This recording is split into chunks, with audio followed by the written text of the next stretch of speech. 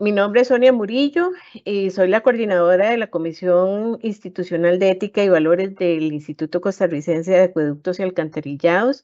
Para nosotros es un placer compartir con ustedes esta sesión que no dudo va a ser enriquecedora para el conocimiento de ustedes, ¿verdad?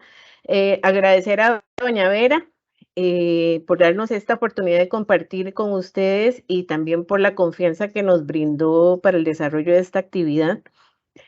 Para el día de hoy, como bien lo dijo el compañero, vamos a estar compartiendo el tema de los sesgos éticos, ¿verdad? Enfocados en el desvanecimiento ético, la disonancia moral, el incrementalismo y el sesgo de confirmación.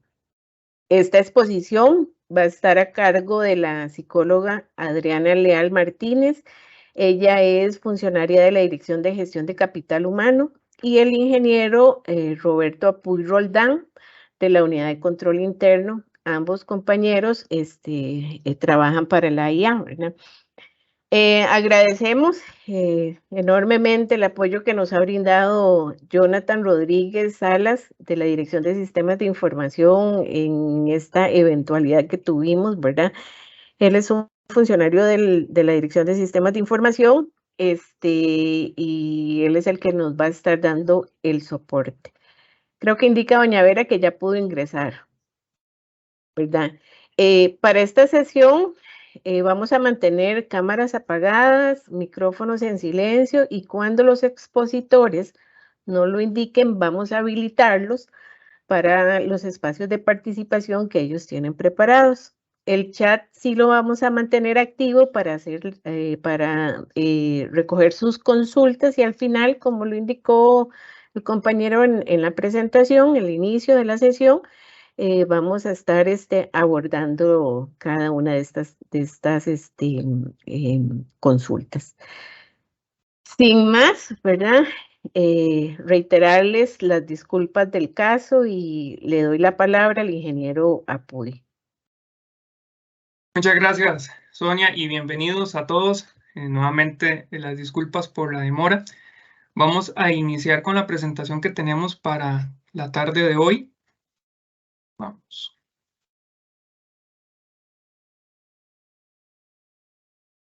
A ir compartiendo.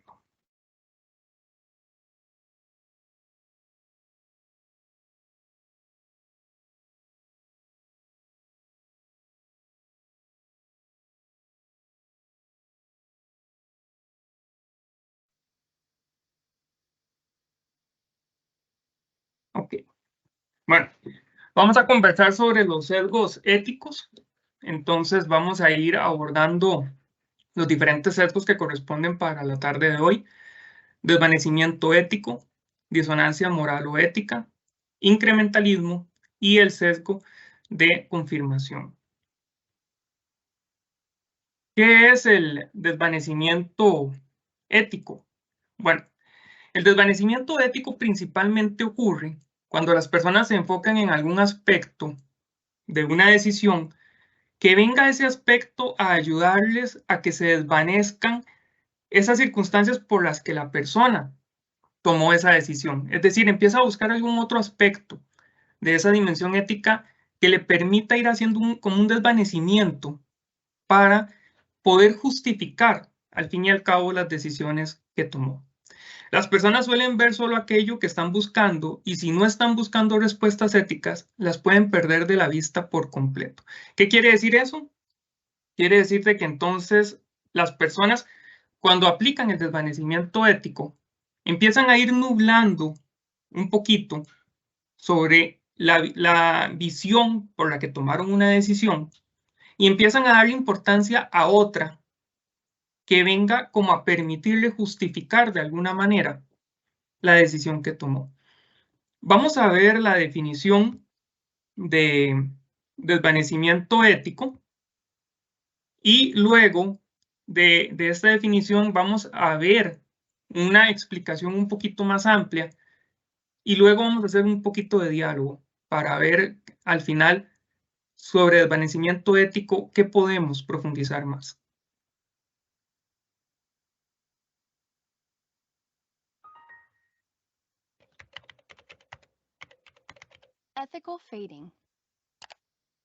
La ética desvanecida ocurre cuando los aspectos éticos de una decisión desaparecen de nuestra perspectiva. Esto sucede cuando las personas se enfocan en un aspecto u otro de una decisión, como las ganancias o la posibilidad de ganar. Las personas suelen ver solo aquello que están buscando, y si no están buscando respuestas éticas, las pueden perder de la vista por completo. La psicóloga Anten Brunsell y sus colegas encontraron que las tendencias innatas psicológicas pueden conllevar a la autodecepción, que nos ciega de los aspectos éticos de una decisión. Por ejemplo, los eufemismos como "nosotros no sobornamos a nadie, solo facilitamos el proceso", ayudan a que las personas esconden y justifiquen sus malas decisiones. La ética desvanecida es similar al proceso de desvinculación moral. La desvinculación moral sucede cuando las personas modifican su realidad para hacer que sus acciones parezcan menos dañinas de lo que en realidad son. Ambos procesos, la ética anulada y la desvinculación moral, ayudan a que las personas minimicen su culpabilidad al violar los estándares éticos. Entonces, aunque la ética desvanecida es un fenómeno común, podemos minimizarlo aprendiendo a reconocer cuando estamos ignorando las cuestiones éticas en nuestra toma de decisiones.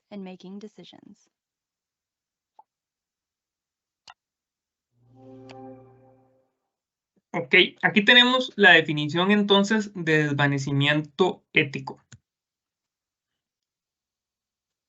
Vamos a ir ahora a ver un poquito más con detalle qué es el desvanecimiento ético, cómo lo podemos vivir, cómo lo podemos apreciar, bajo qué circunstancias podemos notar de que estemos cayendo en desvanecimiento ético.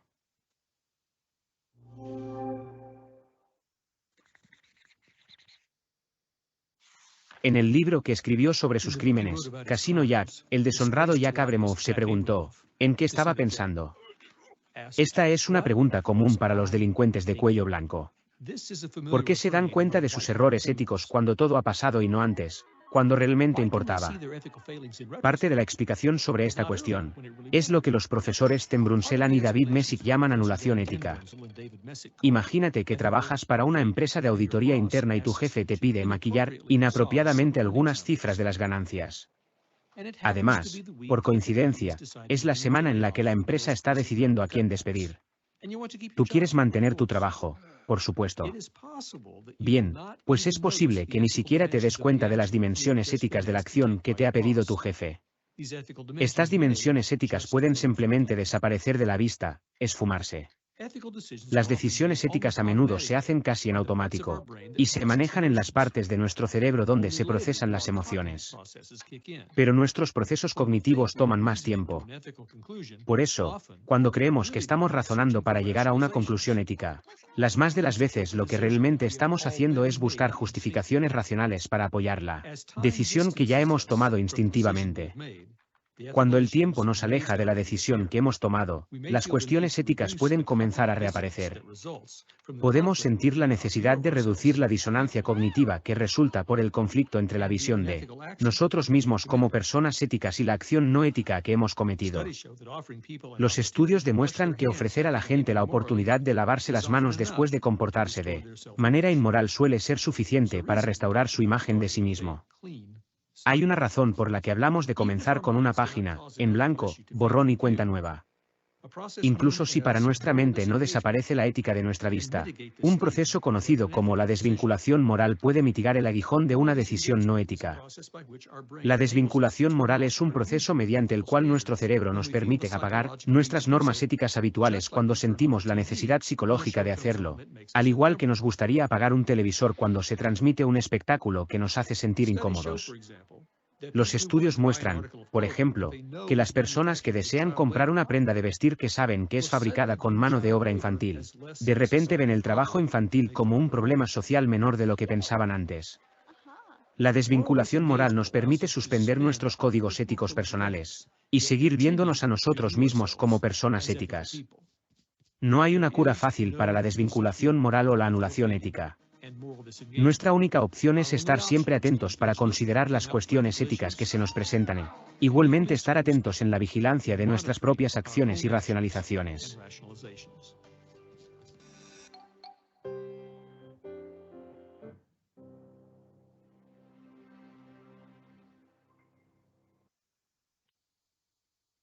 Bueno, según pudimos observar, vemos de que el desvanecimiento ético se da cuando queremos que esa decisión que tomamos, los factores por los cuales decidimos tomarla, pierdan un poquito como de importancia y podamos encontrar otros factores, otros aspectos que permitan sentirnos de una manera mejor, dándole importancia a ellos y justificando con ellos de que la decisión que estamos tomando realmente es ética y es correcta. Vamos a hacer un poquito de introspección, porque cuando hablamos de ética tenemos que ver hacia adentro. Cuando hablamos de ética tenemos que ver hacia nosotros mismos. Es fácil juzgar los actos de los demás, es fácil ver los toros detrás de la barrera, pero cuando hablamos de ética, sobre quien tenemos el 100% de conocimiento, es sobre nosotros mismos. Entonces, les voy a compartir un enlace para un cuestionario en Forms para poder responder estas siguientes preguntas. Se va a compartir en el chat. Ustedes pueden ingresar.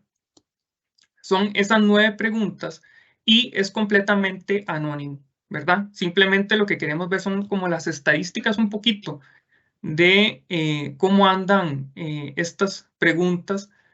Es anónimo, como les digo. Lo que vamos a ver son datos globales.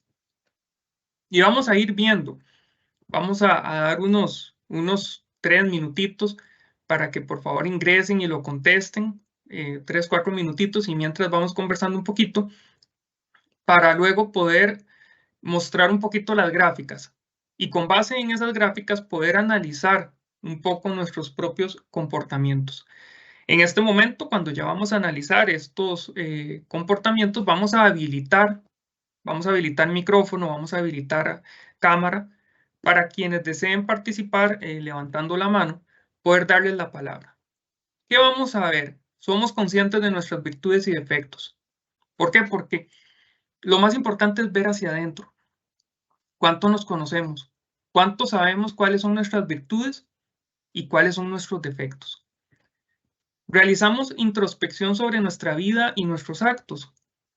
Estamos constantemente analizándonos a nosotros mismos, cómo son nuestras acciones, cómo es nuestra vida, cómo es nuestro comportamiento diariamente. Hemos analizado que solamente tenemos control sobre nosotros mismos o tratamos de controlar a los demás.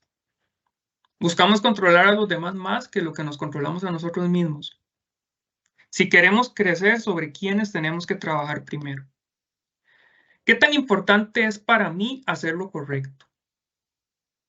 Critico los actos de los demás más que a mis propios actos. Aplicamos en nuestra vida el si hubiera. ¿Cuánto? ¿Cuánto lo aplicamos? Damos justificaciones de nuestros actos sabiendo que en realidad no son tan válidos. Un poquito de lo que estamos hablando acá de desvanecimiento.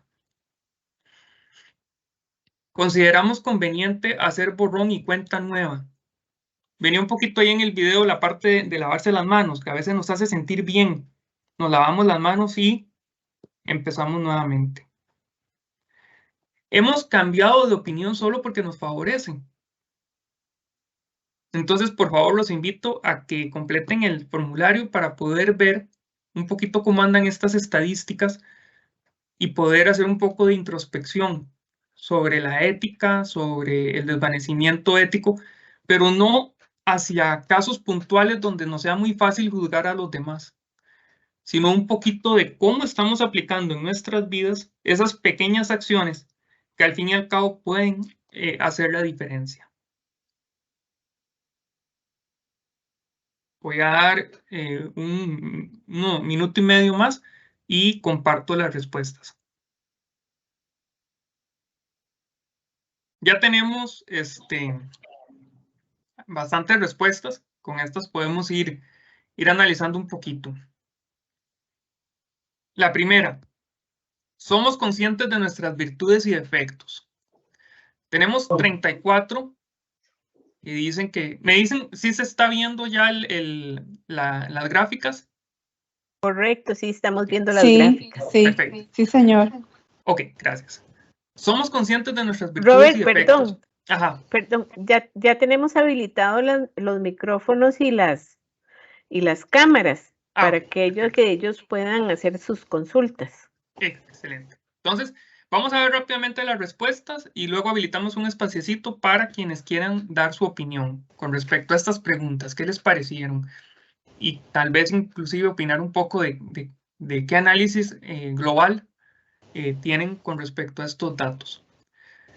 Somos conscientes de nuestras virtudes y defectos. Podemos ver de que tenemos a 37 que dicen que totalmente, 45 que dicen que medianamente y 3 que dicen que casi nada. Realizamos introspección sobre nuestra vida y nuestros actos. 48 dicen que casi siempre, 32 dicen que algunas veces y 5 dicen que casi nunca. Hemos analizado que solamente tenemos control sobre nosotros mismos. 70 dicen que sí, 16 dicen que no. ¿Qué tan importante es para mí hacer lo correcto? 85 dicen que muy importante y 1 dice medianamente importante. Critico los actos de los demás más que a mis propios actos. Vean, esta pregunta se las trae. 13 dicen que sí, 61 dicen que algunas veces y 12 dicen que no. Aplicamos en nuestra vida el si hubiera, el famoso si hubiera, ¿verdad? El tiempo pasa, no se detiene y ahí aparece el si hubiera. Casi siempre 15 personas. 49 dicen que algunas veces. 21 casi nunca. Y 2 dicen que nunca. Damos justificaciones de nuestros actos sabiendo que en realidad no son tan válidos. 5 que casi siempre. 42 algunas veces. 35 que casi nunca. Y 6 que nunca. Consideramos conveniente hacer borrón y cuenta nueva, el famoso lavarnos las manos.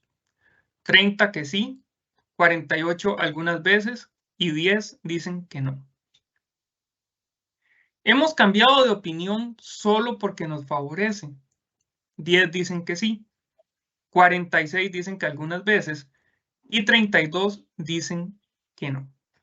Ok, entonces con esta parte vamos a habilitar un espacio para poder escucharlos, para poder hacer un poquito de mesa de diálogo. Como el tiempo empezamos tarde, ¿verdad? Lamentablemente, porque de verdad que sí queremos decirles que de parte de la comisión hemos hecho esto con mucho cariño, con mucho esfuerzo. Vamos a dar entonces un espacio tal vez, ¿verdad? Como entre los 5 minutos a 10 minutitos, mucho, digamos 5 minutos, porque luego viene otra sesión. Tenemos otra parte de preguntas en la siguiente. Así que, no sé, ¿tenemos manitas levantadas? Y Ana Isabel Salas. Ok, perfecto, Ana Isabel Salas. Y ahí vamos a tener unas manitas levantadas, así que vamos dando la palabra conforme la van pidiendo. Adelante, Ana Isabel. Adelante.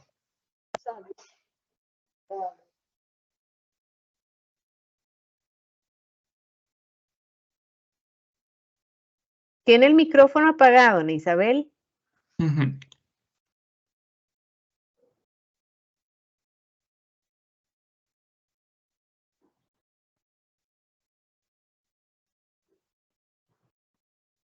Bueno, si gusta, vamos dándole la palabra a doña Ruth Piedra. Ajá.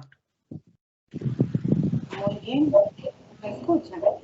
Sí, la escuchamos muy bien. Okay. Bueno, en realidad las preguntas todas son un poco... No hay materia gris o... Esa no soy yo, no tengo perros aquí. Yo creo que de alguna manera todos tratamos de actuar siempre de la mejor manera. Yo por lo menos siempre trato de reflexionar cuando algunas cosas que realizo y que no se obtuvieron los resultados que esperaba o situaciones que no esperaba y que digo, ok, ¿qué pasó? ¿Verdad? Entonces uno dice, bueno, es que si yo hubiera hecho tal cosa, tal vez los resultados hubieran sido diferentes. Entonces, la primera conclusión a la que yo llegué es que yo considero que no soy una persona con defectos, ¿verdad? Creo que yo simplemente soy Ruth, soy profesional, trabajadora, hija, que se ha preparado para hacer lo mejor posible, pero a veces no tiene las respuestas correctas a las situaciones que se presentan. Y es ahí donde efectivamente uno dice, hey, no sé si lo hice bien o si lo hice mal, pese a que lo trate de hacer bien. O por ejemplo, la última pregunta, es que no la recuerdo todas así en una por una. La última pregunta que es sobre si uno... Si hemos cambiado de opinión solo porque nos favorece, correcto. Honestamente sí, porque hay situaciones que se me han presentado a mí que solo tenía dos caminos, o renunciaba y me iba, o que vaya Vicente donde va la gente, ¿verdad? Y entonces, al no ser una situación tan grave, digamos que uno tercia la opinión. Entonces, sí creo que efectivamente, digamos, cuando nos ponemos muy puristas en cuestiones éticas, habría muchas cosas que no haríamos, ¿verdad? O sea, nos abstendríamos. Pero bueno, es ahí en el error también donde nos permite a nosotros reflexionar para no volverlo a hacer, para buscar una mejor manera y para conocernos mejor como personas, ¿verdad? Porque efectivamente a veces no nos tomamos ni 5 minutos al día para nosotros como seres humanos. Eso sería mi aporte. No sé si fui clara o quedó algo que no me comprendieron. Gracias. Muchas gracias, doña Ruth. Tenemos, bueno, a Isabel, no sé si ahorita ya podría prender micrófono y cámara si gusta. Ana Isabel, no, todavía no. Tenemos de tercero a William Rodríguez. Don Roberto, muchas gracias. Pude ingresar hasta hace unos minutos. Por supuesto que no voy a pedir ni siquiera un resumen ejecutivo, sino nada más si me puede ubicar temáticamente en qué estamos para no sentirme tan perdido. Muchas gracias. Ahorita estamos hablando del desvanecimiento ético. Entonces, que el desvanecimiento ético es cuando tratamos de minimizar un poquito las decisiones por las que tomamos digamos, las acciones por las que tomamos una decisión y empezamos a tratar de enfocarnos en otras, ¿verdad? Que vengan como a aliviarnos, a justificarnos sobre la decisión que tomamos, ¿verdad? Entonces ese es el desvanecimiento ético, la que voy desvaneciendo un poquito sobre la decisión que tomé y le empiezo a dar importancia a otras que sean como las que me permitan sentirme más tranquilo y justificarme de alguna manera sobre las decisiones. Luego hicimos ahorita una serie de preguntas, se facilitó el Forms y estamos en la parte de análisis porque acabamos de ver las gráficas de cómo estuvieron las respuestas.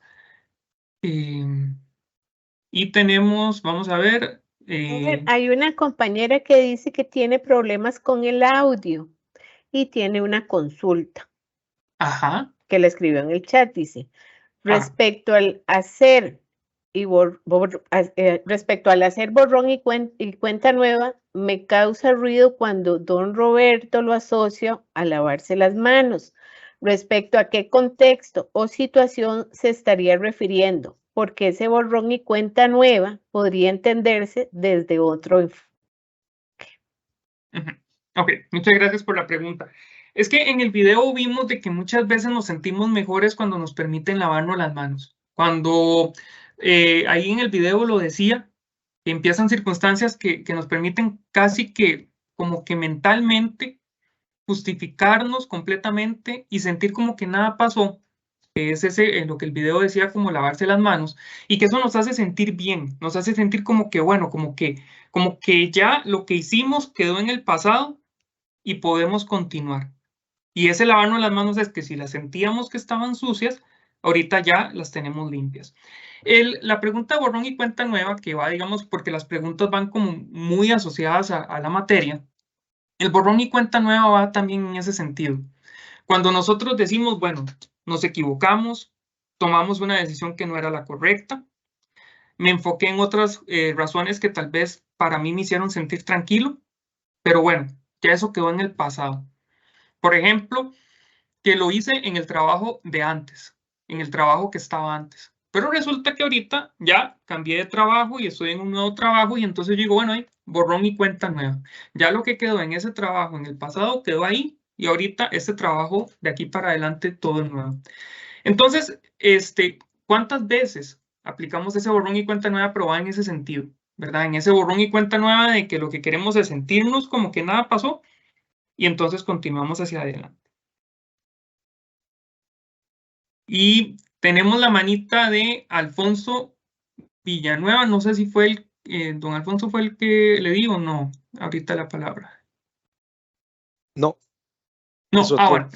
Otro. Entonces, adelante, don Alfonso. Roberto, a mi parecer, este tema del desvanecimiento ético tiene mucho que ver con lo que nosotros podamos comprender o tengamos o nos hayan educado, porque para mí es una suma de factores, ¿verdad? De aquello que yo considero que es una verdad o que no es una verdad, y eventualmente a partir de ahí me empiezo a comportar de una forma u otra, y eso puede llegar a ser ético o antiético.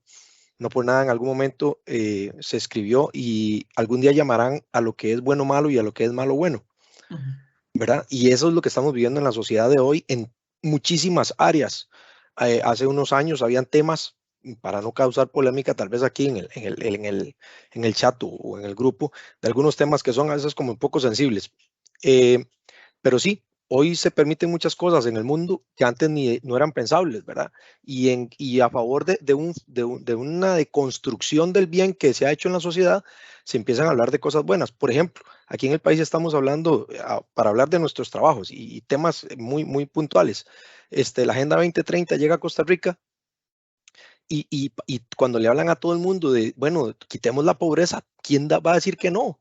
¿Verdad? Suena lindísimo y éticamente es lindísimo, pero cuando vas a la letra menuda y empiezan a hablar de que, claro, es que reduciendo la cantidad de población mundial en ciertas áreas del mundo que son muy pobres, ahí es una parte para aplicar esa reducción. Ah, pucha, entonces no me sonó muy bonito, porque entonces ¿qué me están diciendo? Que tengo que eliminar gente, personas. ¿Verdad? Ah, bueno, pero entonces, ¿por qué no me lo explica? Entonces, hay un montón de agendas en el mundo, de ideologías que hoy por hoy están dándose y en las que estamos inmersos y no nos damos ni cuenta, ¿verdad? Ni para qué hablar del tema de las vacunas y lo que acaba de pasar y sufrimos hace 2 años y unos queríamos, otros no, y unos estaban de acuerdo y otros no, y entonces a los que no los tachaban ya de negacionistas y tontos y un montón de cosas, y a los que sí. Entonces yo me siento a gusto porque entonces aquello que me iba a favorecer a mí, ya lo hice. Entonces yo tengo el derecho a poner el dedo sobre los demás y un montón de cosas. Entonces sí, es un tema complejo, el desvanecimiento ético, y muchísimas gracias por traerlo acá y ponerlo, Roberto, porque es uno de las enfermedades de la sociedad de hoy que vivimos y por ende de las problemáticas que estamos viviendo. Nada más un punto más.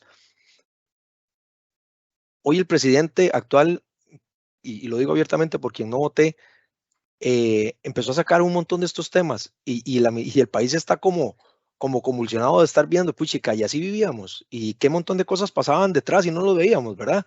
Y todo el mundo brinca, y a uno no les gusta, a otros sí nos gusta, pero bueno, es un poquito lo que estamos viviendo hoy en Costa Rica en muchas de las áreas. Muchas gracias. Muchas gracias. Y ven, digamos, por eso es que hemos querido abordar esos temas de una manera como introspectiva, porque mucho de lo que decía don Alfonso depende tanto de las condiciones de cada uno. Ustedes han visto, digamos, que nosotros detrás de cada persona hay toda una historia, ¿verdad? Cada cabeza es un mundo. Y tenemos que entender que la ética es como el viento, ¿verdad? Existe, pero no la podemos ver. Se ve ya, la podemos ver cuando ya hay repercusiones de los actos que hicimos y que entonces ya se pueden volver más tangibles. Pero está muy adentro de nosotros, ¿verdad? Y depende de tantos factores, la crianza, los valores, el entorno, la cultura, ¿verdad? En la que vivimos, que por eso al final las preguntas tienen que ser hacia adentro. Lo que pasa es que esas preguntas al final nos pueden hacer reflexionar, porque son preguntas que van más que todo hacia que si, bueno, lo que yo considero que es correcto, ¿qué tanto lo aplico considerando lo que es correcto?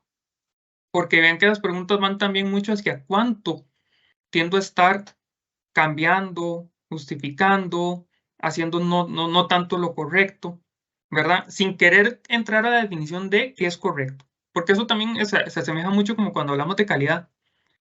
Lo que es de calidad para alguien no es lo mismo que para otra persona. Entonces, es difícil y por eso casi que lo mejor es hacerlo introspectivamente. Voy a darle una palabra tal vez a una persona más y continuamos porque el tiempo lo tenemos bastante talladito. Y don William Rodríguez, creo que es el que quedó ahí de... No, es que volví a levantar la mano si no es abuso. Ah, ok. Un detalle, cuando uno habla de que me lavé las manos y me siento bien, es porque mi ego se siente satisfecho porque socialmente no voy a tener un reproche.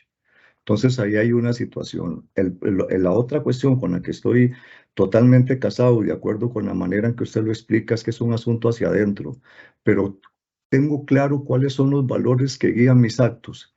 Me explico, hay un guía espiritual que a mí me ha marcado en algún sentido y este señor cuando habla de amor, es un sacerdote sudamericano formado en Roma. Él dice, si nosotros queremos tener claro cuál es la calidad o cuál es la intensidad de amor que yo tengo que manejar, yo tengo no solo que perdonar, sino que amar al asesino de mi madre. Esto suena violento, pero la cuestión es de que cuál es la intensidad de los valores. ¿Tengo yo claros cuáles son los valores o porque los conozco creo que son míos? Si los seres humanos tuviésemos claro cuál es la dimensión del valor que yo quiero que rija mis actos, cuando yo me enfrento a una situación laboral, social, política, en fin, cualquier escenario en el que me encuentre, tengo totalmente claro la manera en que tengo que producir mi acto porque ya tengo la referencia a ese valor conceptualmente bien constituido y que tomé la decisión por convicción de que rija mis actos. Cuando se maneja, que era lo que quería la sociedad, en Francia, bueno, libertad, fraternidad e igualdad. Y los organismos internacionales que hablan de derechos humanos dicen, agréguele a esto la posibilidad de buscar la felicidad y usted tiene ahí un marco. Entonces, cuando yo voy a tomar una decisión y la filtro por esos conceptos, yo puedo tener claro si el acto que voy a realizar es de valía o no es de valía. El asunto es que cuando una pregunta muy interesante de las que medio alcanzo a recordar que vi cuando me estaba conectando por los inconvenientes que se tuvieron hoy, eh, cuando se habla a que si yo tengo el control, falazmente la mayoría tendemos a decir que tenemos el control hasta que nos ponemos a pensar, las palabras que usamos nosotros las creamos, la ropa que usamos nosotros la definimos, los modelos de los carros nosotros los establecimos, los cánones sociales nosotros los construimos, nos damos cuenta que no controlamos absolutamente nada, sino que somos controlados. Entonces, ese examen de conciencia tiene que pasar por lo que yo, de una manera, Ignacio de Larrañaga maneja una frase muy interesante. Él dice, quien se ha despojado de sí mismo es un sabio, porque lo que maneja en un libro interesante que se llama Del sufrimiento a la paz es cómo yo logro socialmente desprenderme de todas las cosas que me condicionan, porque entonces en una construcción falaz, yo quiero alcanzar ciertos cánones sociales que no me van a dar una realización. Cuando uno ve lo que se manejó en esta... ¿Sí? William, perdón, un segundito. Es que no nos puede dar tiempo, entonces... Está bien, está bien. Doña Vera, por supuesto que sí. Gracias, discúlpenos. Está bien. No, para nada. Okay. Vamos a continuar. Muchas gracias por todos los aportes a cada uno, muy valiosos. Denme un toquecito, nada más para que aparezca la pantalla que deseo compartir.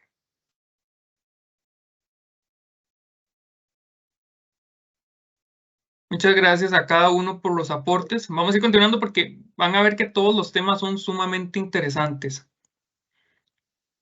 En esto de los, como hablábamos de la ética, de los valores, cuando una organización, por ejemplo, le van a definir los valores, antes de definir los valores, tiene que existir toda una estructura, ¿verdad? La misión, visión, el objetivo que tiene como institución. Entonces, eso pasa también con nosotros como personas y tal vez con lo que don William estaba exponiendo. No podemos pretender tener valores que nos los impongan y que simplemente los tengamos porque nos están diciendo que tienen que ser esos, si realmente no forman parte de mi ser. Y que forme parte de mi ser significa que tengo que tener un propósito. En el momento que nosotros como personas establezcamos un propósito a nuestra vida, un propósito que vaya en armonía, un propósito sano, que no sea dañino, ¿verdad? Un propósito que nos haga crecer como seres humanos, vamos a inmediatamente a poder identificar claramente los valores que van en línea hacia ese propósito. Y los vamos a aplicar más que todo porque van a ser necesarios para conseguir nuestro propósito y vivir en la armonía que decíamos. Voy a omitir esta parte del caso por un tema de tiempo y vamos a pasar a la disonancia moral o ética. Viene el siguiente tema, disonancia moral o ética. Dice que la disonancia cognitiva, porque inicialmente vamos a hablar de disonancia cognitiva antes de llegar al tema de ética, ¿verdad? Dice que la disonancia cognitiva es el estrés mental que sienten las personas cuando tienen dos ideas contradictorias en su mente al mismo tiempo, ¿verdad? Eso es como el caso en el que tenemos, ¿verdad? El que nos habla bien, el que nos habla mal, y tenemos que ver a quién le hacemos caso. Cuando las ideas tienen dimensiones éticas, es decir, cuando ya esas dos ideas que tenemos tienen que ver con temas éticos, esta incomodidad se llama disonancia moral. Entonces, este conflicto entre la autoimagen moral y las acciones inmorales crea una disonancia cognitiva. ¿Qué quiere decir? Como yo me veo, como yo considero que soy moralmente y lo que hablan mis acciones, ¿verdad? Y entonces este conflicto que se da entre como yo me veo, pero lo que realmente mis acciones hablan, es esa disonancia cognitiva. Y la mayoría de las personas, consciente o inconscientemente, quieren resolver este malestar psicológico. Es decir, no les gusta esa diferencia entre lo que yo considero que soy y mis acciones. Y eso genera esta disonancia. Vamos a ver un poquito lo que es la definición.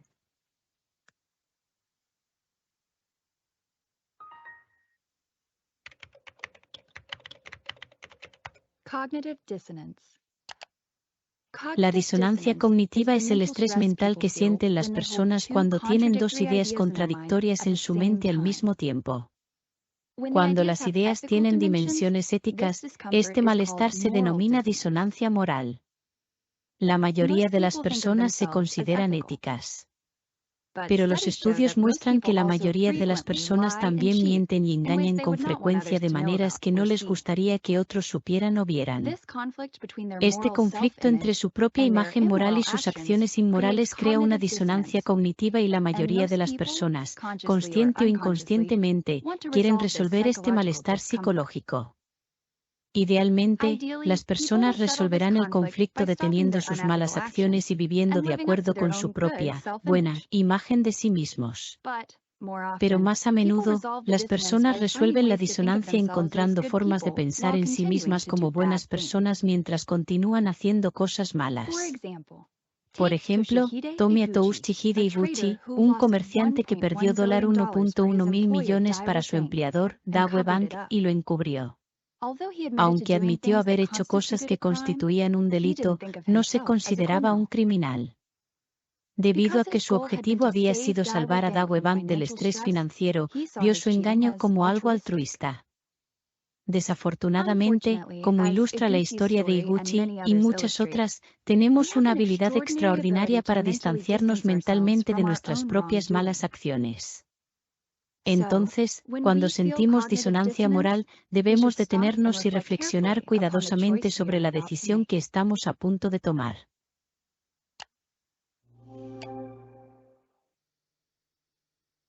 Ok, como pudimos ver en el video, entonces tenemos dos ideas que se contradicen, ¿verdad? Y que tenemos que ver entre cuál de las dos tenemos que decidir. Vamos a ver una explicación, como en el caso anterior, del desvanecimiento ético, donde podemos ver un poquito más a detalle, en acciones, en ejemplos, qué significa este sesgo.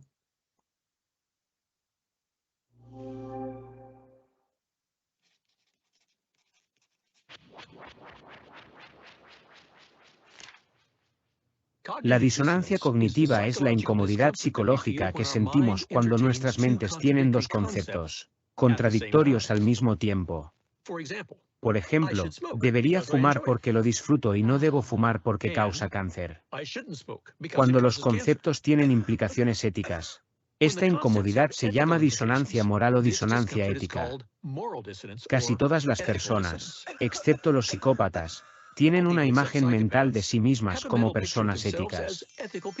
Pero a veces las personas se encuentran actuando de manera no ética. Esto crea disonancia cognitiva. Lo importante es cómo la gente resuelve esa disonancia moral. Supongamos que se considera una buena persona, pero su jefe le pidió que engañara a los clientes sobre la confiabilidad del nuevo producto de su empresa.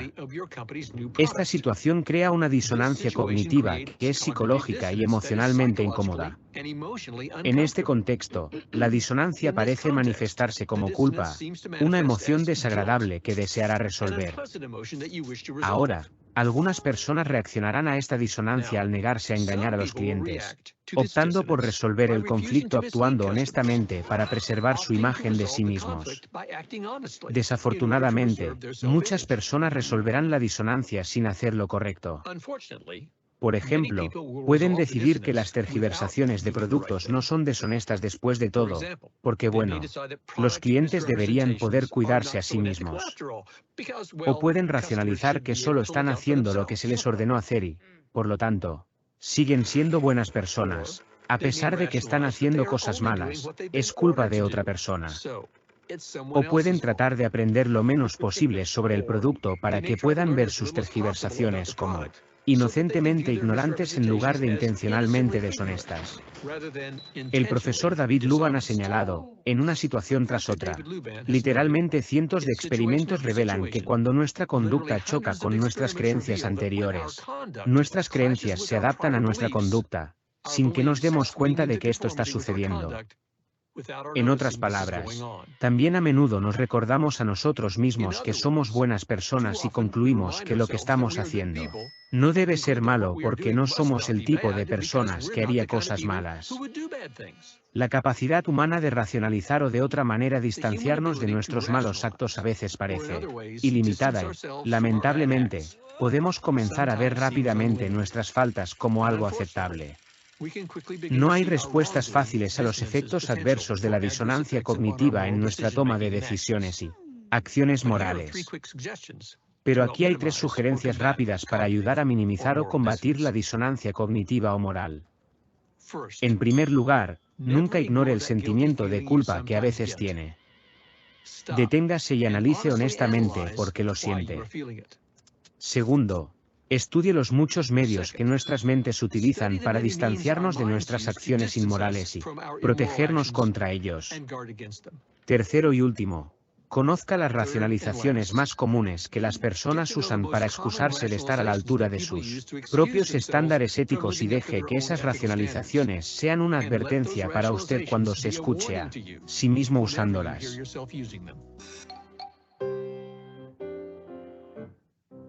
Bueno, creo que nos ha quedado muy claro qué es la disonancia moral o ética. Les vamos a pasar nuevamente en el chat, en este momento, el siguiente forms. También es completamente anónimo, así que ya vieron de que lo que vemos son estadísticas. En esta parte sí solamente vamos a pasarlo y vamos a ver los datos, no vamos a entrar a generar una mesa de análisis por el tema de tiempo, para continuar con los dos siguientes sesgos, y al final ya de la sesión podemos generar ya esa parte, digamos, de análisis integral.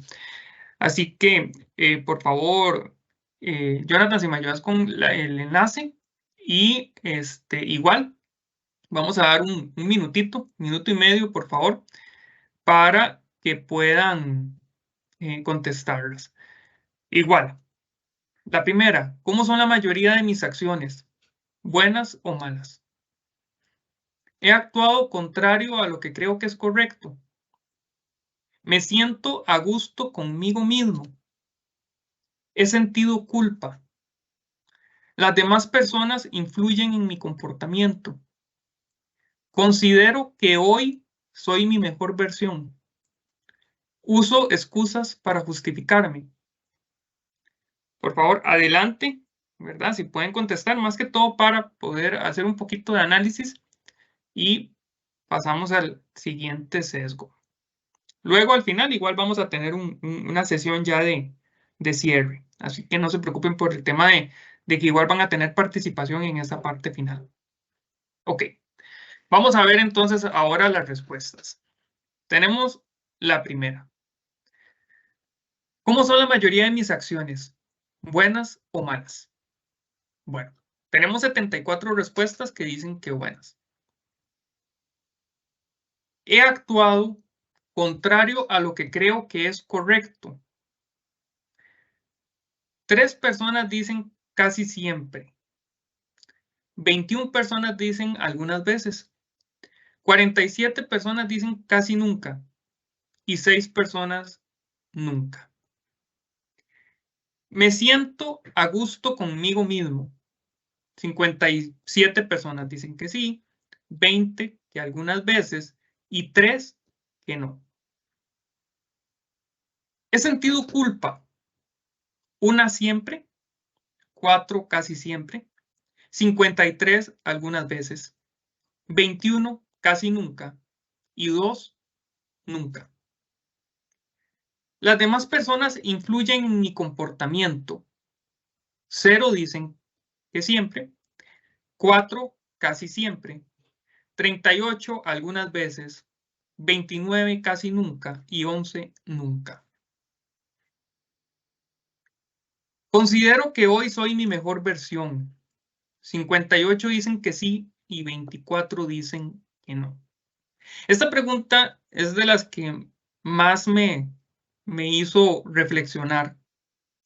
Se los comento rápidamente, lo conversaba con Sonia y yo le decía, considero que hoy soy mi mejor versión, y pueden haber varios puntos de vista. Desde la persona que dice todo es una mejora continua, siempre tengo algo que mejorar y puedo ser mejor cada día. Y también desde la otra óptica donde uno dice, bueno, solo tengo el presente, solo puedo vivir el presente, el futuro es incierto. Y si solo puedo vivir el presente, ¿por qué no ser mi mejor versión hoy? Hoy, que es el momento que tengo seguro que puedo vivir. Esta pregunta se las trae. Y la última, uso excusas para justificarme. 0 dicen que siempre, 4 que casi siempre, 29 que algunas veces, 39 casi nunca y 10 que nunca. Es interesante. Es interesante este tipo de preguntas porque vean que al final no es hacia los demás. Este tipo de preguntas solamente nos evalúa a nosotros mismos. Y es el no ver los toros detrás de la barrera, sino ver los toros dentro de nuestra propia cancha. Ok, el caso de estudio igual lo vamos a omitir porque al final se parece mucho a todo lo que hemos venido hablando. Y en este momento le voy a dar la palabra a mi compañera psicóloga Adriana Leal, quien va a continuar con los temas de incrementalismo y confirmación. Muchas gracias, Robert. Muchas gracias. Gracias a todos. Si gusta, ponemos la presentación. Bueno, vamos con el tema igual de autoanálisis, así como Roberto lo introdujo con los sesgos éticos. Esto no es para analizar a otra persona, realmente estos temas es para analizarnos a nosotros mismos, cómo estamos en tema de ética. Es muy interesante este sesgo ético que se llama incrementalismo, que todos hemos incurrido en esto en algún momento. Ninguno nos salvamos de esto. Podría ser, me hace pensar. El incrementalismo, esto es como una bola de nieve. Es la pendiente resbaladiza que a menudo hace que las personas se deslicen involuntariamente. Es involuntariamente, yo lo pongo en duda, realmente lo pondría entre comillas, hacia un comportamiento poco ético. Puede suceder cuando las personas cortan pequeñas esquinas que se hacen más grandes con el tiempo. Eso es como si tuviéramos un papel y empezamos a cortar una esquinita, otra esquinita, y vamos cortando hasta que vemos que ya se nos hizo pequeño el papel. El incrementalismo dice que, por ejemplo, casi todos los casos de fraude contable comienzan con personas que falsifican pequeños números que crecen cada vez más. Entonces, este concepto lo que dice es que generalmente los temas de ética van empezando de a poquitos. Muy pocas veces podríamos pensar que nos metemos en un lío ético así de grande. Muy pocas veces. Generalmente vamos empezando con pasos muy pequeños. Por eso se dice que va incrementando. Y ahí la imagen de la bola de nieve. Si gusta, pasamos, por favor. Esto es como una línea fronteriza, como viene en la imagen. Dice Jonathan Glover. Nos deslizamos hacia la participación en grados imperceptibles para que nunca haya la sensación de cruzar una frontera. Todos decimos, mi frontera llega hasta aquí, la parte ética. Ya de aquí para allá ya se vuelve corrupción. Creo que todos tenemos claro eso. Pero resulta que el ser humano a veces va bailando con esa frontera. ¿Verdad? Bueno, doy un pasito para allá, pero no se ve como que estoy pasando la frontera, sino que estoy en el límite. Entonces, ¿qué pasa con esos pequeños pasos? Se los pongo, por ejemplo, como cuando uno coge un lapicero de la oficina y se la lleva a la casa.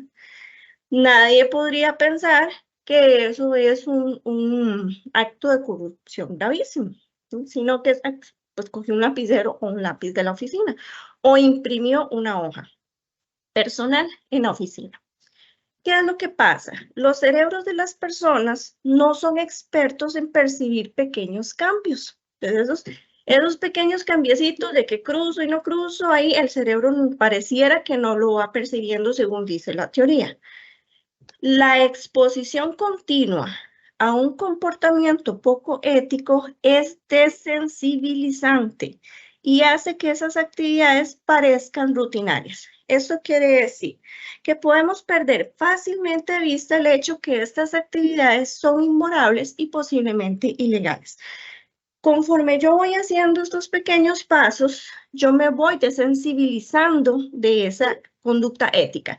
Al principio siento como un remordimiento, pero ese remordimiento va bajando en lugar de ir incrementando. Nos vamos desensibilizando. Hoy imprimo un papel, digo, imprimí un papel en la oficina. La otra semana imprimo la tarea de mi hijo en la oficina. Bueno, ya imprimí un papel, la otra semana una tarea, y así nos vamos desensibilizando de lo que es lo ético. Entonces, esa línea muy delgada que vamos jugando con esa línea, y nos ha pasado absolutamente a todos. Si gusta, pasamos, Robert, por favor. Muy bien. Vean qué interesante como lo que dice en el cuadro verde. La gente no se despierta un día y dice, hoy es el día en que creo que comenzaré mi vida de crimen. Nadie comienza con ese pensamiento. Hoy voy a ser criminal. Eso no sucede. Entonces, las personas tienden a creer que tienen un buen carácter moral. Si yo les pregunto en este momento a ustedes, ¿ustedes tienen un buen carácter moral? Probablemente la mayoría diga que sí. Todos vamos a decir, por supuesto, yo tengo un buen carácter moral, mi ética es intachable. ¿sí? Por lo tanto, confían en que cuando se enfrentan a problemas con dimensiones morales, tomarán buenas decisiones. Nosotros ahorita, como no estamos en problemas éticos, probablemente vamos a estar confiados de que cuando me enfrente a una situación ética, la voy a resolver lo más ético posible, ¿verdad? Nuevamente, porque nadie piensa en que hoy me voy a convertir en corrupta. Pero cuando nos enfrentamos a una situación, generalmente es porque nos está tocando algo sensible en la vida. Escuchando una charla de un señor, un taxista, que estaba pasando muy mal económicamente, muy mal, su esposa estaba enferma, su servicio taxi no iba tan bien como para llevar el alimento a su familia. Resulta que haciendo un viaje de taxi, se monta un turista, lo lleva al hotel y cuando se da cuenta, el turista dejó la billetera en el taxi. Y esa billetera parecía así gordota de dólares, así como un sapo todo inflado, ¿verdad? Y esa billetera, y entonces esta persona que dice, yo me considero una persona correcta, en ese momento entré en duda, porque ahí estaba la plata que yo estaba ocupando para mi familia. Y entonces empezó en ese estira y encoge, lo devuelvo, no lo devuelvo, y podría pensarse que, qué bárbaro, ¿cómo lo va a devolver? ¿Cómo no lo va a devolver? Pensaríamos nosotros hoy, en este momento. Pero si estuviéramos con los zapatos del taxista en una circunstancia donde estoy ocupando mucha plata urgentemente y con mi familia, donde nos toca lo más sensible, nuestra familia, empezamos con la duda ética. ¿Cómo le sucedió a este señor? Entonces, al final de la historia, el señor devolvió el zapote de plata, ¿verdad?, al hotel. Y el turista muy agradecido. No sabemos si el turista le dio algo, una recompensa, ojalá que sí, por esa honestidad. Pero el señor dice, fue una situación muy difícil para mí, para tomar la mejor decisión. Entonces, eso nos hace reflexionar a nosotros de que cualquiera podemos estar en esta situación de dificultad ética. Robert, si gusta, pasamos, por favor. Está la pendiente resbaladiza. Esto es, voy un pasito abajo, sigo otro paso, hasta resbalarme en esa pendiente. Aquí hay dos ejemplos. Voy a pasar el ejemplo de abajo que dice, podemos pasar fácilmente de transgresiones menores en nuestro lugar de trabajo, como llevar algunos suministros de oficina a casa para uso personal o rellenar ligeramente nuestra cuenta de gastos o transgresiones más graves.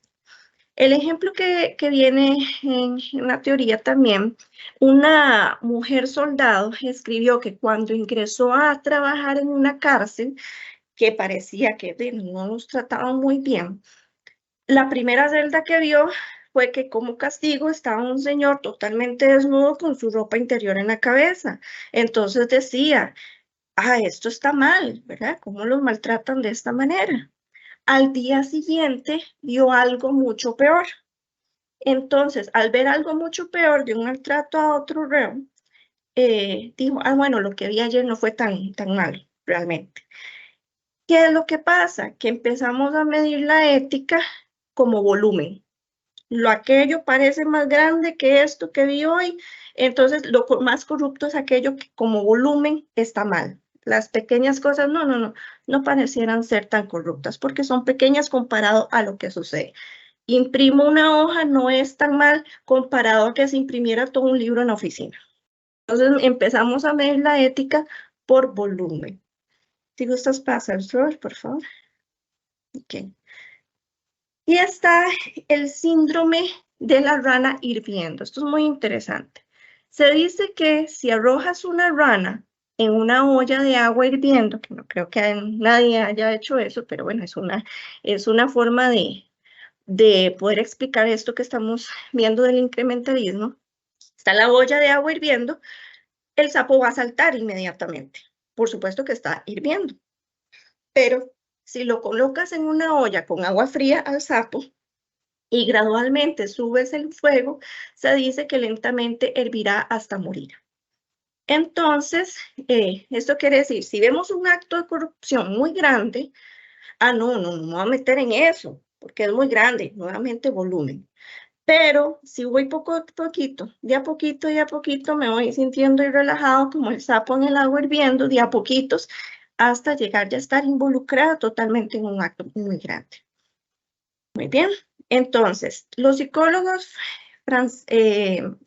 Gino y Basseman dijeron, observaron a los humanos y descubrieron que inconscientemente bajamos el listón con el tiempo a través de pequeños cambios en la ética. Por ejemplo, un oficial que se vio envuelto en el escándalo de Enron dijo más tarde, lo hiciste una vez, olía mal. Lo hice de nuevo, ya no olía tan mal. ¿Okay? Al principio tenemos ese remordimiento y una segunda vez va bajando ese remordimiento. Desensibilización. Muy bien. Si gusta pasamos, Robert, por favor. Entonces, vean qué interesante. El incrementalismo lo asocio a que si vamos dando pequeños pasos de una conducta poco ética, se va volviendo un hábito. Llevo un lapicero de la oficina a mi casa, llevo 2 lapiceros y voy llevando lapiceros, voy llevando borradores, voy llevando lápiz, que ya no tengo hojas de impresora en mi casa, voy llevando las hojitas blancas de la oficina. Y el estar cogiendo esto, lo pongo como ejemplo muy cotidiano, se nos va volviendo un hábito. Pero resulta que las conductas que repetimos muchas veces, entonces se van volviendo parte de nuestra actividad diaria y se va volviendo un hábito. Un hábito no es solo para las cosas buenas, un hábito también es para las cosas no tan buenas. De esta manera, que se vuelven automáticos en nuestro cerebro. Y aquí me gustaría introducir el tema de la plasticidad cerebral. El cerebro se ajusta a ese hábito. El cerebro se ajusta a lo que vayamos aprendiendo. Y no discrimina si lo que estamos aprendiendo es ético o no. El cerebro no se pone a decir, no, eso no es ético, no lo voy a aprender. No discrimina, el cerebro aprende, simple y sencillamente. Me gustaría pasarles este video muy rápido que habla sobre la plasticidad cerebral. No habla sobre la ética en la plasticidad cerebral porque no encontré mucho de este tema. Sería muy interesante empezar a buscar a nivel científico la ética en la plasticidad cerebral, pero nos introduce a qué es lo que sucede cuando el cerebro aprende. Pongámosle atención a este video desde los ojos del incrementalismo que les he venido hablando. Habla de la rehabilitación y todo, pero lo que quiero es que pongamos atención cómo se regeneran las neuronas cuando nosotros aprendemos algo, lo bueno o lo malo. Robert, si gusta, le das play, por favor. Seguro conoces lo impresionante que es el cerebro. Hay muchas cosas que es capaz de hacer, y una que tienes que conocer es la neuroplasticidad. Precisamente es de las más impactantes y recientemente estudiadas capacidades. Mantente atento hasta el final para comprender de qué se trata. Para comenzar, a simple vista dividiendo la palabra neuroplasticidad, tenemos neuro que se refiere a neuronas. Se relaciona al cerebro y sistema nervioso. Y la palabra plasticidad, para estos efectos se refiere a la capacidad que tiene este material para moldearse. Entonces podemos definir la neuroplasticidad como un proceso que representa la capacidad del sistema nervioso para experimentar cambios adaptativos o de reorganizarse en un estado fisiológico con o sin alteraciones. Hay evidencia que demuestra que el encéfalo puede cambiar para adaptarse a diversas circunstancias, no solo durante la infancia y la adolescencia, sino también durante la edad adulta e incluso en situaciones de lesión cerebral, lo que significa que el cerebro es flexible y modificable. ¿Ante qué situaciones actúa esta neuroplasticidad? En respuesta al entrenamiento, el daño, rehabilitación, farmacoterapia, estimulación eléctrica o magnética, y terapias génicas y de células madres. Todos somos conscientes de que en la niñez adquirimos aprendizajes y recuerdos con mayor magnitud, pero también puede surgir un nuevo aprendizaje, pudiendo ser por la presencia de un daño neurológico que fue provocado por un accidente. Entonces, las funciones neuronales se deterioran y deben adaptarse para aprender otra vez. Sin plasticidad cerebral, no nos podríamos adaptar a los problemas que se nos presentan cada día, tener la capacidad de aprender de los errores, ni permitirnos ser conscientes de nosotros mismos. Los mecanismos mediante los cuales ocurre el proceso de neuroplasticidad van desde modificaciones morfológicas extensas como regeneración de axones, formación de nuevas sinapsis, hasta sutiles cambios moleculares que alteran la respuesta celular a los neurotransmisores o neuropéptidos. Dicho de manera sencilla, hay cambios a nivel estructural y en las sustancias que se manejan en el cerebro. Por otro lado, hace poco se ha comprobado que en el cerebro de mamíferos adultos se produce un crecimiento continuo de nuevas células, denominado neurogénesis. Nos sugieren que este proceso es facilitado por el ejercicio físico y cognitivo. Por cierto, también tenemos un video de neurogénesis disponible para ti. A partir de estos estudios, actualmente se conoce que el cerebro que es estimulado a lo largo de toda la vida se desarrolla mejor en distintos parámetros cognitivos, mientras que la poca estimulación conlleva a consecuencias negativas para el cerebro, de tal forma que se dificultan los procesos cognitivos posteriores. Luego de lesiones periféricas o centrales del sistema nervioso, hay remodelación o cambios que acompañan a la recuperación clínica parcial o completa, y es denominada como plasticidad postlesional. Esta última se relaciona mucho con las personas que padecen un accidente cerebrovascular, que en su rehabilitación ayuda al paciente a aprender las habilidades que perdió como consecuencia de la lesión. Algunos tipos de plasticidad neuronal son la sináptica, la neurogénesis y el proceso funcional compensatorio. La sináptica es la base del aprendizaje y la memoria, pues cada vez que el cerebro aprende algo nuevo establece conexiones entre sus neuronas y mejora la comunicación entre ellas. O sea, refuerza las redes anteriores o forma algunas nuevas. A mayor conexión, mayor rapidez y eficiencia. Como ya hemos comentado, la neurogénesis se refiere a la formación de nuevas neuronas, una capacidad que no tiene que ver con la edad. Y estas nuevas neuronas ayudan a tener una buena memoria, además de que permite seguir aprendiendo. Por otro lado, el proceso funcional compensatorio es un mecanismo del cerebro para compensar áreas que van envejeciendo. Entonces, lo que hace es reorganizar sus redes cognitivas activando áreas en desuso. Hay diversos componentes bioquímicos y fisiológicos detrás de un proceso de neuroplasticidad. Y esto lleva a diferentes reacciones biomoleculares y neurofisiológicas que requieren de acciones intra y extraneuronales para generar una respuesta neuronal. Una de las maneras de estimular la neuroplasticidad es haciendo cambios en la rutina, ya que esto hace que tu cerebro se ejercite al adaptarse a nuevas situaciones. Pudieses, por ejemplo, cambiar de rutina al viajar en autobús, intentar aprender algo nuevo y que te guste, o puedes participar de un juego que requiera estrategia o escribir con tu mano no dominante. ¿Qué método utilizas para poner a trabajar tu cerebro? Espero que estos te sirvan y si tienes otro, coméntalo. Y por supuesto, dale like a este video y compártelo a quienes creas que le puede interesar. Suscríbete. Muy bien, compañeros, entonces, vamos a ver, rescato varias cosas del video. No hay edad para seguir aprendiendo. Cada vez que aprendemos a hacer un acto nuevo en nuestra actividad diaria, coger el papel, imprimir esto, y ya lo voy adquiriendo en mi vida diaria, el cerebro va aprendiendo. Y eso va generando nuevas neuronas que hacen nuevas sinapsis relacionadas a esa actividad que yo estoy aprendiendo. Por lo tanto, esto no es una cuestión de que me quede en la conciencia. Esto es una cuestión que estoy estimulando al cerebro a hacer esos actos de a poquitos, pero que son corruptos al final. Entonces, el cerebro tiene una participación muy importante en esto. Entonces, ojo, lo malo también se aprende y se hace hábito también. Cuando los circuitos cerebrales se estimulan varias veces, lo hago 1, lo hago 2, lo hago 3, 4, 5 veces, se vuelven más rígidos y difíciles de cambiar. Por ejemplo, las adicciones. ¿Por qué cuesta tanto salir de una adicción? Porque la estimulación es muy fuerte, continua y se vuelve algo rígido a nivel cerebral. Entonces, por ejemplo, en el tema de ética, si vamos a deslizarnos en un trineo en la nieve y utilizamos el mismo camino, vamos haciendo senda en ese trineo, hasta que llega un punto que es tan hondo que es difícil salir de ahí. Y ya vimos que hay una explicación también a nivel cerebral. Espero que haya quedado claro el tema del incrementalismo, que es poquito a poquito vamos incrementando una conducta y esto a nivel cerebral se va aprendiendo. Ahora vamos, doña Vera Solís, ¿tiene la mano?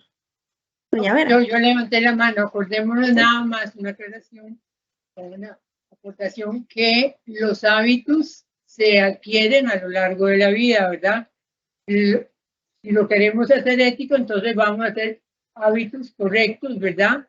Para formar virtudes, valores y virtudes, pero si no, si hacemos lo incorrecto, lo que formamos son vicios. Esto era nada más para aclarar ese punto. Gracias. Excelente, doña Vera, muchísimas gracias por la aclaración. Vamos con lo que es el sesgo de confirmación. Nuevamente nos vamos a autoanalizar.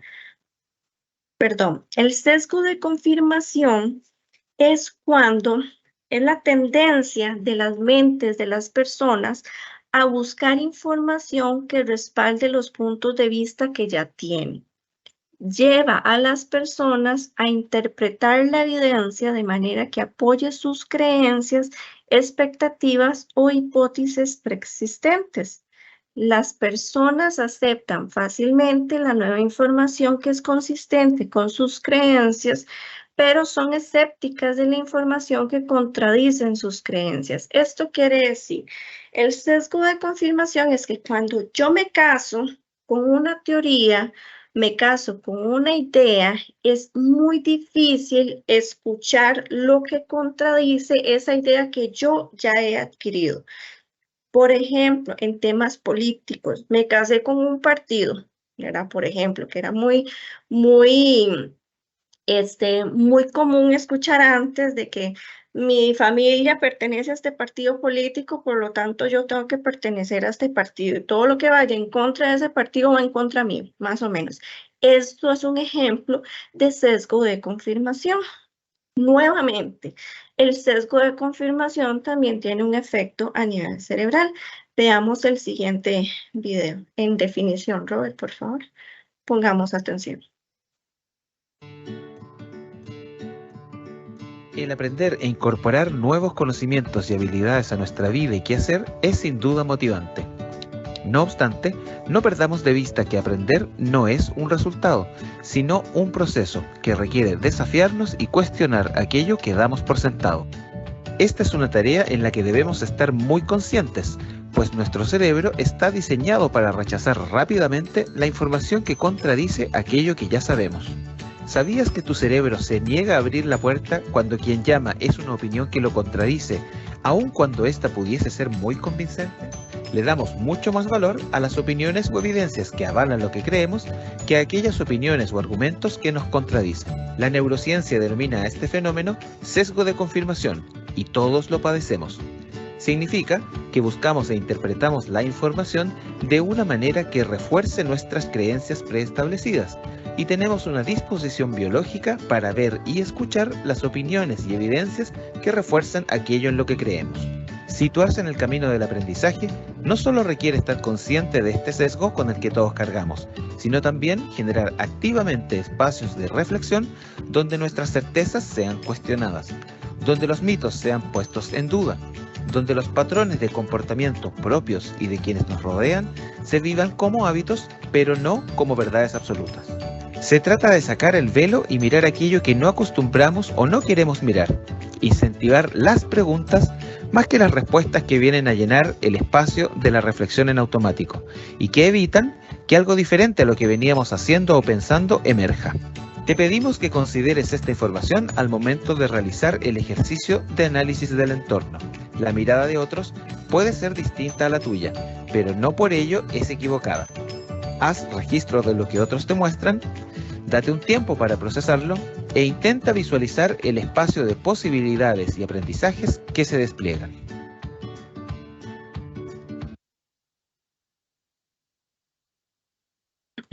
Muy bien, entonces vamos a ver, el sesgo es nuevamente cuando nos casamos con una teoría, con una idea, nos casamos, creemos inmediatamente que es la correcta, en mi punto de vista es el correcto, y como vemos, el cerebro actúa bloqueando lo que esté en contra de esa idea que ya yo tengo. El sesgo de confirmación también puede crear profecías autocumplidas. Una profecía autocumplida es hacer una predicción y que ésta acabe ocurriendo debido a que la provocamos nosotros. ¿Crees que mañana te va a salir mal la reunión? Pues seguramente te acabará saliendo mal. Entonces, cuando, por ejemplo, me caso en que en mi familia todos somos de mal carácter, entonces yo ya estoy predeterminada que cuando me enfrente a una situación muy probablemente vaya a reaccionar con un mal carácter. Y entonces ya yo vengo, en mi familia somos así, yo soy así, ¿ya? No voy a cambiar porque ya es una tradición en mi familia. Y eso se vuelve una profecía autocumplida. ¿Qué va a suceder cuando me enfrente a una situación? Voy a actuar con mal carácter. Nuestras ideas preconcebidas, como las reforzamos tanto, se pueden volver esta profecía autocumplida. Si gusta, pues pasamos, Robert, por favor. Muy bien. Algunos ejemplos también de profecía, de sesgos de confirmación. Por ejemplo, cuando los médicos tienen una idea sobre un diagnóstico de un paciente, pueden centrarse en la evidencia que respalda ese diagnóstico que tiene el paciente. Entonces, ignorando lo que es también igualmente posible que podría estar sucediendo. Por ahí siempre que recibimos el consejo, escuche otras opiniones con respecto a ese diagnóstico o con respecto a lo que nosotros creemos, siempre es bueno escuchar otras opiniones. Los oficiales de policía, por ejemplo, que se casan con los estereotipos, sobre todo en algunos países específicos, de que los crímenes generalmente los realizan los latinos, los realizan los negros, los realizan taca, taca, taca, taca, todos esos estereotipos, se casan con esa idea, entonces cuando tienen que investigar, van a empezar ¿por dónde? Por ahí, por esos estereotipos que se tienen, por la gente negra, por el latino que está en el momento del crimen. Entonces nos sesga, no nos permite ver otras opciones. Los científicos también que se comprometen con una teoría tienden a ignorar los hechos inconsistentes, concluyendo que los hechos están equivocados, no la teoría. Entonces, defienden tanto una teoría que no, todos los hechos que contradicen esa teoría, no, lo que está mal son los hechos, pero la teoría es la correcta. Está el efecto de primacía. El efecto de primacía es cuando un individuo formula una conclusión sobre un tema determinado basado en conocimientos o creencias previas. Habiendo tomado una posición de antemano, prefiere sin reflexionar aquella información y evidencia que defienda, confirme o justifique tal postura concordante. Les pongo un ejemplo que también escuché en una charla. Resulta que en una familia estaba la tradición de que cuando fríen un pescado, le cortan la cabeza y la cola, ¿no? Entonces, así es la forma de freírlo en esta familia. Resulta que la niña pregunta, mamá, ¿por qué le cortan la cola y la cabeza al pescado cuando lo van a freír? Bien, mijita, es que así es la mejor manera de hacerlo. Pero yo lo hago así porque así me lo enseñaron, porque es la mejor manera, pero pregúntele a su abuelita. Va y la niña le pregunta a la abuelita, abuela, ¿por qué cuando fríen un pescado le cortan la cabeza y le cortan la cola? Ah, es que así me lo enseñaron y creo que es la mejor manera que se puede freír un pescado, por eso se lo enseñó así a su mamá, pero me lo enseñó su bisabuela, mejor pregúntelo a ella. Va donde la bisabuela y le dice, abuelita, bisabuelita sería, ¿por qué le cortan la cabeza y la cola a un pescado? Ah, mijita, es que antes el sartén que yo tenía era muy pequeño. Entonces resulta que tenía que cortarle la cabeza y tenía que cortarle la cola para que alcanzara el pescado para freír. Y entonces eso es un ejemplo de efecto de primacía, porque así me lo enseñaron, entonces así es lo correcto, ¿verdad? Muy bien, ese es, espero que haya quedado claro el efecto de primacía. Muy bien. Formas de sesgo de confirmación. Hay distintas formas en que podemos aplicarlo. Por ejemplo, atención restringida a las propias hipótesis. Las personas se inclinan por una sola explicación a un evento o fenómeno, negándose a interpretar los datos obtenidos desde alguna otra posición. Ah, es que yo vi un fantasma ahí ¿Y cómo sabe que es un fantasma? No, es que sí era un fantasma. ¿Y será que era una sombra ahí porque había la luz, estaba media tenue? No, no, era un fantasma. Estoy segura. Entonces nos casamos con una hipótesis y no escuchamos las otras versiones que podrían contradecir esa hipótesis que yo tengo. Está el trato preferencial a la evidencia que confirma las propias creencias. Tendencia a ver patrones que confirman las propias creencias en datos muy generales o incluso investigaciones que la desafían. Entonces, vamos a ver, hay un trato preferencial al que opina igual que yo, a la teoría que respalda lo que yo pienso, a eso le doy un trato preferencial. Si no, díganme por qué se hacen los bandos a veces en clima organizacional, se hacen los bandos en temas de política, ¿por qué también en las reuniones familiares o de amistades a veces dicen, aquí no vamos a hablar de temas de política, ni de deportes, ni de religión, está prohibido? Porque empiezan a formarse los bandos y al final se crea todo un conflicto. Y eso tiene nombre, sesgos de confirmación. El otro punto dice, encontrar evidencias a favor donde realmente no existen. Entonces, como yo estoy tan casado con esta teoría, empiezo a buscar y a rebuscar algo que confirme mi teoría. Bien, entonces, esas son las formas de sesgos de confirmación. Robert, si gusta, pasamos. Vamos a ver cómo los sesgos de confirmación también se visibilizan en temas sociales. Bueno, a nivel de ciencia, como lo vimos, nos casamos con una teoría y todo lo que sea a favor de esa teoría de la ciencia, bienvenido, y si no, lo desechamos. A nivel de estructura social también, las costumbres y las creencias que constituyen la cultura de un pueblo determinado, se vuelve una noción preconcebida de la realidad, a partir de la cual se juzga la nueva información. Entonces, cuando nosotros al vivir en una comunidad, también generamos sesgos de confirmación a raíz de las costumbres que vamos generando en esta comunidad, que vamos recibiendo. Los ticos tenemos que tener sesgos de confirmación cuando empezamos a analizar desde nuestra óptica la otra cultura de otros países.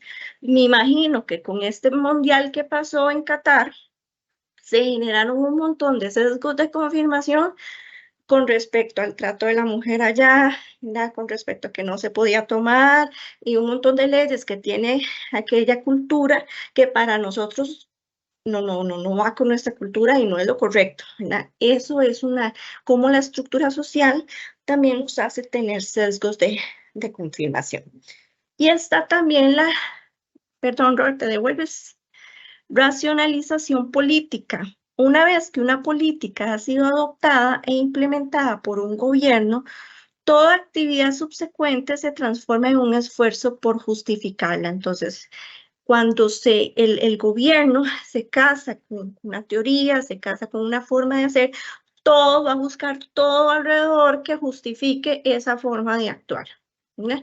Nuevamente se vuelve en un sesgo de confirmación. Adelante, Robert, gracias. ¿Qué causas, posibles causas del sesgo de confirmación? ¿Por qué nosotros hacemos esto? Primero, porque disminuye la disonancia cognitiva. Entonces, cuando yo estoy entre dos posturas, entre dos decisiones, generalmente vamos a inclinarnos por la que es más conocida para nosotros. Entonces, nos genera esa pereza de pensar, qué pereza pensar en otras opciones, me inclino más en la que ya conozco. Segundo, estrategia puesta en marcha por el ego, ¿ya? Por una cuestión de ego nos metemos en una teoría, nos metemos en una posición y entonces hago a un lado las demás posiciones. Punto 3. Resultado de la limitada capacidad de procesamiento cognitivo, o sea, cuando hay una pereza ahí de pensar o hay una limitada capacidad cognitiva, entonces generalmente nos quedamos con lo primero que nos dice y nos sentamos ahí y nos casamos con esa teoría. Adoptar una postura dejándose guiar por componentes emocionales también. Entonces empiezo yo a racionalizar sobre mi posición en ese sesgo en el que estoy, porque hay una parte emocional que me lleva a ese sesgo. Yo no sé si a ustedes les ha pasado, si han tratado de convencer a un amigo o una amiga de que tal persona no le conviene, ¿verdad? Que todos hemos pasado por ese papel de mejor amigo o amiga. Se envuelve y lo más divertido de todo es escuchar a la otra persona cómo defiende de que sí es la persona correcta para él o para ella, porque hay una parte emocional que no le deja ver la parte objetiva o la parte realidad o ver otras opciones con respecto a esa persona que vemos que no le conviene. Un ejemplo cotidiano. Existe evidencia de que el cerebro procesa de manera más eficiente la información. Cuando yo ya me casé con una teoría, el cerebro procesa más fácil la información que tener que empezar de cero a encontrar otras teorías. En la ausencia de evidencias convincentes, las personas suelen inclinarse a creer que esto es verdadero. Entonces, cuando no hay evidencias de que algo sea que me convenza, entonces no, eso no es cierto realmente. En muchas culturas, las personas son entrenadas para articular razones que sustentan sus opiniones y no para contrastar evidencias. Hay culturas donde trabajan al pueblo para que tengan una forma de pensar específica, se casen con esa forma y defiendan esa teoría a capa y espada. A veces la gente no sabe ni por qué, pero es porque así es el país en el que yo vivo y si es donde yo vivo es lo mejor. ¿Sí? Conclusiones, entonces, con respecto al sesgo de confirmación. Los peligros del sesgo de confirmación es, pero yo creo que si la haces otra vez se acerca la... Ajá. Preservación de prejuicios y discursos de odio hacia determinados grupos y colectivos sociales por su origen, raza, identidad o credo. Esto quiere decir que los sesgos de confirmación pueden generar conductas de prejuicios y de odio en cuestión de temas de origen, de raza, de identidad o de credo.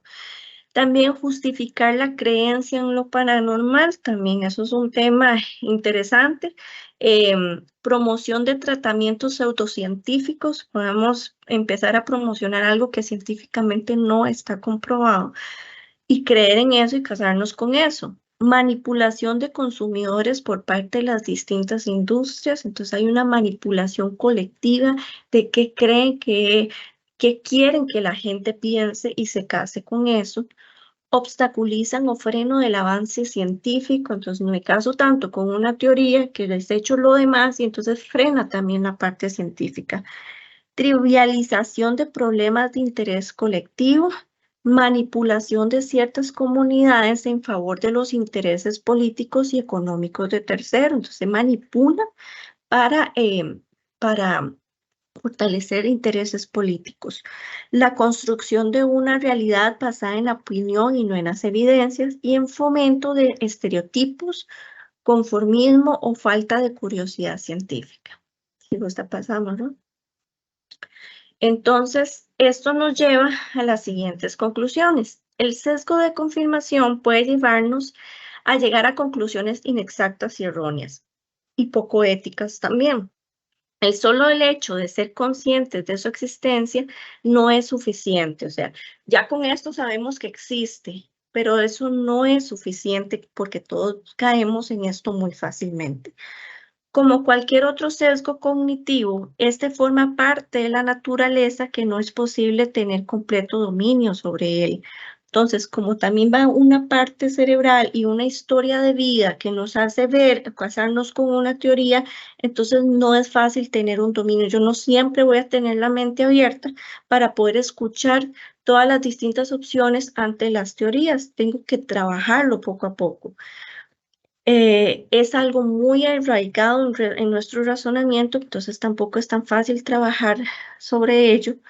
Algunos autores consideran que es viable desarrollar un pensamiento autocrítico. El pensamiento autocrítico es la vía que nos permite escuchar otras opciones y no solo quedarme con mi propia opinión. Si gusta, pasa, Robert, por favor. Siempre es más fácil detectar fallas en los argumentos de los demás. Entonces, ante cualquier posición, cuando me caso con una posición, los demás siempre van a estar equivocados y siempre voy a buscar fallas en los demás. Permite a los individuos mantener sus propias opiniones. Se mantienen mucho en las opiniones cuando son sesgos de confirmación. No solo influye en nuestras decisiones de la vida, sino que además se ve reflejado en las preconcepciones y prejuicios que integran nuestra sociedad. Entonces ya vimos que a nivel de sociedad también tenemos sesgos de confirmación. Conocerlo tal vez no signifique dominarlo, esto es muy importante, pero el aprender la forma en que éste se manifiesta nos brinda la oportunidad de identificarlo tanto en nuestro propio pensamiento como en el de las demás personas. Entonces ya sabemos que existe un sesgo de confirmación, entonces nos va a ser más fácil tener un poquito más de autoconciencia y detectarlo en las demás personas. Toda postura personal tiene sus fallas y que nuestra relación con los hechos rara vez es tan objetiva y clara como solemos imaginar. Siempre nos imaginamos que estamos siendo muy objetivos ante una situación. Nadie va a decir, no, estoy siendo muy subjetiva con esto, sino siempre pensamos que estamos siendo muy objetivos, pero resulta que no siempre es así, y ahí es donde entra el sesgo de confirmación. Entonces, eso sería, compañeros, el incrementalismo y el sesgo de confirmación. No sé si tienen alguna duda. Doña Vera también. Bueno, Usted le doy el paso. Cualquier cosa, creo que si tuviera alguna duda, podrían escribirle a ustedes o bien retomar un poco en la próxima sesión las consultas, porque ya son las 4, ¿verdad? Bueno, gracias a Dios que pasó el inicio, porque fue muy tenso, pero al fin la capacitación que ustedes tenían valía la pena muchísimo, ¿verdad? Yo quiero hacer la observación porque vean cómo hemos ido de comisión en comisión y bueno, vamos hacia adelante cada vez. Las presentaciones son mejores, ¿verdad? Entonces, felicitarlos a Diana y a Roberto, y a Sonia, que fue el canal para que ustedes nos hicieran el favor de hacer la capacitación. De verdad, agradecerles inmensamente, porque yo sé el trabajo que significa. Aquí vamos a repetir, en la próxima sesión va a venir otra comisión, pero es que es muy importante que este material lo puedan dominar las comisiones para que lo puedan utilizar luego en la restitución. Muchísimas gracias.